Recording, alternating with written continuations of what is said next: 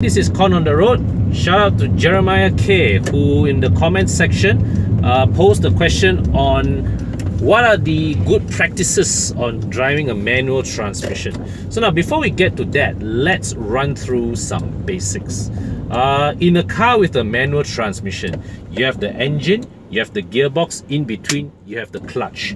What the clutch is, it is essentially two plates pressed against each other, to connect the engine and transmission. A very simple way to understand the inner workings of your clutch, okay, is to press your two palms together. All right, now, so when you press your two palms together, okay, you rotate one palm, the other palm is then forced to rotate along with it. So it is that friction that transmits the rotational motion of the engine to the gearbox and eventually on to the wheels.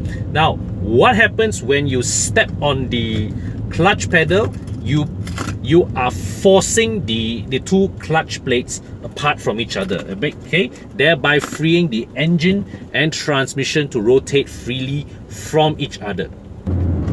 So now that we have a rudimentary understanding on how the clutch works, some of the do's and don'ts associated with driving a car with manual transmission suddenly becomes intuitive.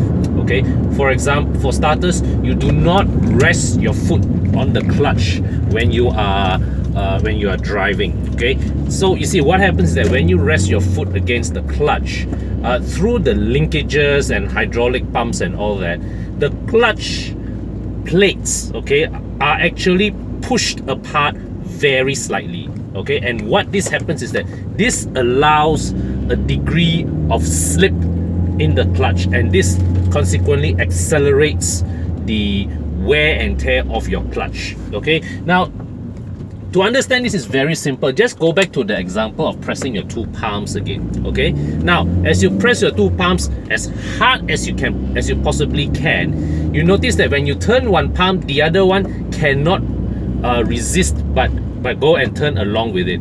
Whereas versus, okay, as you gradually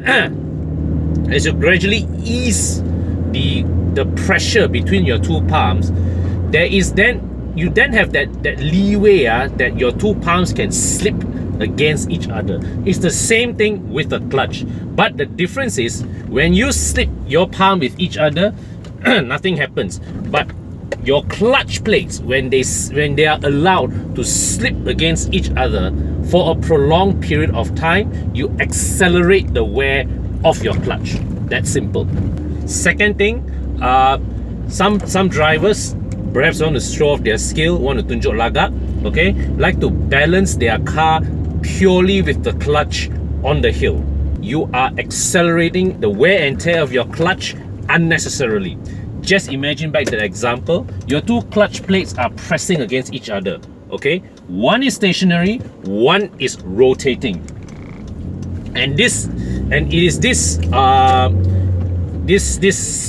contact of a stationary plate and a rotating plate partially pressed against each other. It's all that is holding the entire weight of your car on the slope. Okay, so can you imagine the amount of energy that is going through your two clutch plates, wearing them off at an excessive rate? So another thing about driving a manual transmission vehicle is that it is perfectly okay to not step on the clutch when you slow down with your brakes. Okay, in fact, you do not need to step on the clutch until your engine is on the verge of stalling. This allows you to slow your vehicle down, okay, using the combined efforts of both your regular brakes as well as your engine braking. Okay. In fact, many a time when I'm driving through slow moving traffic, what I do is that I just leave the transmission in second gear, and I just step on the brakes and let the car roll along. So it is almost like driving a car with an automatic transmission, but fixed to one ratio at that point in time. So another good thing to practice when you're driving a car with manual transmission is to rev match. Now, when you're upshifting, rev match occurs naturally, because when you shift, let's say like from second to third, okay, you release your throttle, you clutch in, you move your gear stick. Once you enter third, you get back on the throttle and you release the clutch, right? So at that point during that point in time, when you release the throttle, your engine rest would have dropped, okay, and this allows your transmission input shaft as well as your engine's output shaft to match in terms of their rotational velocity, and so the two clutch plates will meet harmoniously at about roughly the same rotational speed. Rev matching at upshifts happens naturally without you needing to interfere. It is when you downshift, okay, then the transmission input shaft, okay, is now rotating at a speed higher than the engine's output shaft, okay, so they cannot match. Now, so in order to address that gap, you as the driver, you need to blip the throttle to bring your engine speeds up so that the rotational speeds of both sides of the clutch plate match and they can mesh, and they can meet harmoniously. What happens when you don't rev match? Okay, so you have your engine rotating at a lower speed than your transmission. They meet, bam. So it causes a shock. Okay, it wears out your clutch plate and it shocks your transmission. It stresses your transmission. So this results in premature clutch wear. It results in premature transmission wear. A lot of people say that, oh, okay, heel and toe downshifting, throttle blipping, all these things are for race car drivers. It's not true. It is a useful skill to cultivate even if you are driving a road-going manual transmission vehicle. Okay. Besides the wear and tear benefits in preserving your transmission as well as your clutch, okay, it also helps you maintain your vehicle's dynamic balance, because when you downshift without rev matching, what happens is that the engine, okay, which is rotating slower than the transmission, right, will force the car to suddenly slow and jerk and introduce imbalanced weight transfer to the vehicle's front. Okay, so your vehicle control becomes adversely affected as a result.